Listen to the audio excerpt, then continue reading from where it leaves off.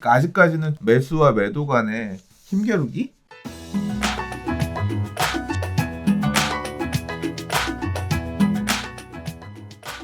자, 두 번째 이야기로 넘어가 보도록 하겠습니다. 자, 서울 집값 하락 왜 체감을 못할까요? 초고가 아파트만 떨어져서 그럴까요?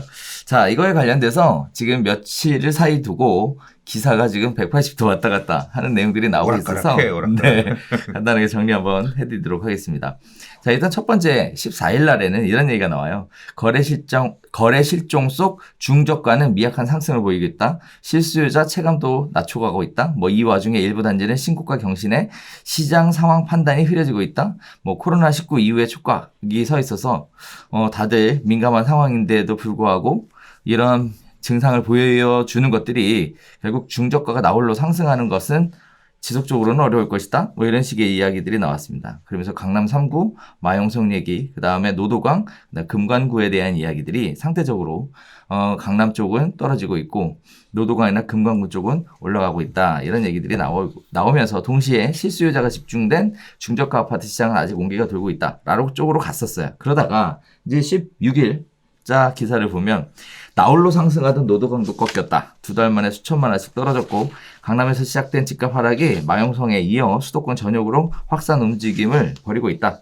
자, 이런 부분들은 코로나 사태 이후에는 다시 오를 수도 있다라는 얘기를 하면서 일단은 여러 가지 이야기들이 나오고 있는데 지난 2008년 금융위기 당시 이야기도 다시 나오고요. 그리고 그 당시에 9월 리먼 사태가 터지고 나서 집값 침체 우려가 커지면서 노도강과 수도권 외곽 지역 역시 하락세로 돌아섰다는 얘기, 또 작년에 집값 하락기에도 비슷한 시점이었다라고 얘기 나오면서 지금 보이시는 통계가 지금 자료로 제시가 되고 있는데, 자, 일단은 강남만 떨어진 건지 노도강은 진짜 올라가는 건지에 대한 시청자분들의 궁금증이 있을 것 같아요. 혹시 잡히는 레이더 있으십니까? 근데 지금 기사에서 보니까 거래 가격으로 보면 서울 안에서도 그렇게 가격이 좀 조정된 부분은 없지 않아 있는 것 같긴 한데, 그러니까 그렇죠. 대부분의 물건 가격 호가가 이렇게 막 조절된 느낌이 있다라고 보면 이런 매수들이 지금 시점에서는 예를 들어 노도강이라고 하는 지역들도 막 살려고 덤비는 모양새는 아닐 거 아니에요. 왜냐하면 지금 이렇게 꺾이고 있고 상황이 안 좋다 이런 영향도 있고, 또 총선이라고 하는 선거라고 하는 큰 이슈도 있었고, 그러니까 상황 봐가면서 매수 타이밍을 보셨던 분들 중에서 산다라고 결심을 가지시려는 분들 일부는 가격이 좀 싼 것들 중심으로, 금매 중심으로 살려고 했으니까. 실제로 이런 의견들 댓글들 보면 저희 동네는 거래 가격 빠졌다라고 하는데 막상 매물이 그렇게 싼 물건이 많지는 않아요. 하나 어디 금매 나온 게 팔렸지, 그럼 그런 금매 수준의 가격, 싸게 팔린 가격 물건은 달라고 하더라도 물건은 일단 나오면 연락 줄게요 이런 식이라는 거예요. 이제 그런 반응들이, 그러니까 아직까지는 좀 이렇게 매수와 매도 간의 힘겨루기? 이런 부분이 조금 있지 않나 싶고, 이게 수도권으로 내려가면 조금 또 다른 얘기도 있더라고요. 어제 경기도 광주 쪽에 주택을 매도한 지인분이 계세요. 그러니까 아는 형님인데 전화 와서 이런저런 얘기하다가, 영훈아, 나 4억,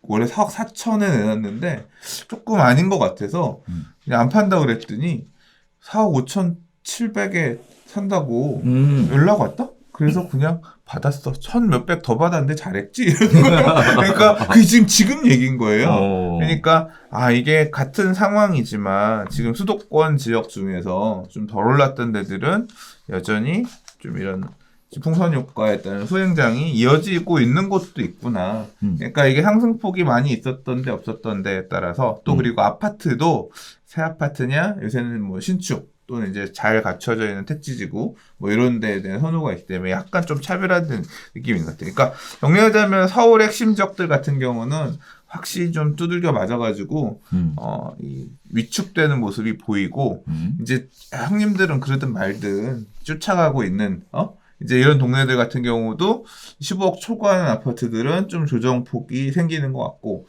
한편으로는 그 밑에 라인에서 이제 20평형대 같은 경우도 30평형대 가격을 막 턱 밑까지 쫓아오면서 밀어 올리다가 이제 많이 밀어 올려졌는데 약간 좀 주춤한 모양새가 보이는 것 같고, 마용성으로 대표되는 이 형님들을 쫓아가는 그 하위 단지들도 가격 상승세가 어느 정도 옮겨지고 있다가 이제 좀 정체되는 이제 그런 모양새가 나타나는 것 같고, 수도권 지역들 같은 경우도 급등했던 지역들 같은 경우는 조정세가 좀 나타나고, 급등한 이력이 없었던 지역들 같은 경우는 아직도 미약하게나마 홍선 효과가 진행되고 있는 상황인 것 같다. 뭐 이렇게 생각이 됩니다. 자, 일단 지역별로 이제 개별성 또는 부동산 매물이라는 거에 대한 어떤 특수성 뭐 이런 것들이 시장에 본격적으로 영향을 미치는 것 같은데, 사실 그래서 시청자분들이 더 궁금해 하실 것 같아요. 이거 지금 올라가는 거야? 떨어지는 거야? 뭐 폭락하는 거야? 폭등하는 거야? 막 오락가락 하니까. 큰 흐름은 올라가는 건 아니다. 뭐 그렇게 지금 보여집니다. 근데 앞으로 그래서 결국은 강남시장의 움직임이 되게 중요한데, 형님이 어떻게 움직이느냐가 되게 중요한데, 지금 뭐 12, 16 대책의 강력한 효과도 있지만, 대출을 이렇게 꽉 조아놓은 효과도 있지만, 그래서 이제 코로나19가 터지기 전에 올해를 봐야 되는 가장 큰 중요한 포인트는 전세가라고 그랬단 말이에요. 전세가가 많이 올라버리면 상대적으로 적은 대출을 묶어놨어도 움직일 수 있는 그런 여력이 있으니까. 근데 뭐 전세 가격도 아직까지는 그렇게 불안한 모습은 아닌 것 같고, 아직 올해는 입주 물량이 좀 있어요. 뭐 물량들이 적지 않아요. 근데 이제 내년이 실제로는 이제 문제지. 내년. 그래서 올 하반기 내년까지는 그걸 좀 봐야 될 것 같고요. 그리고 무슨 얘기 하려고 그랬지?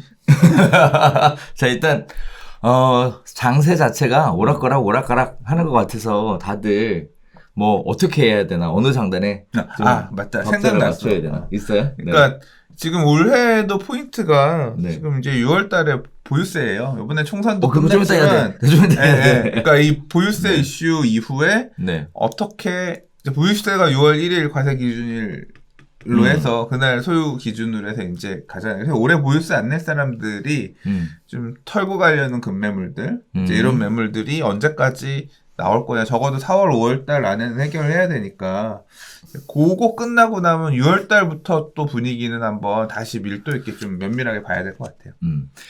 자, 그래서 세 번째 이야기 넘어가겠습니다. 네, 바로 이어가야 될 것 같아요. 네.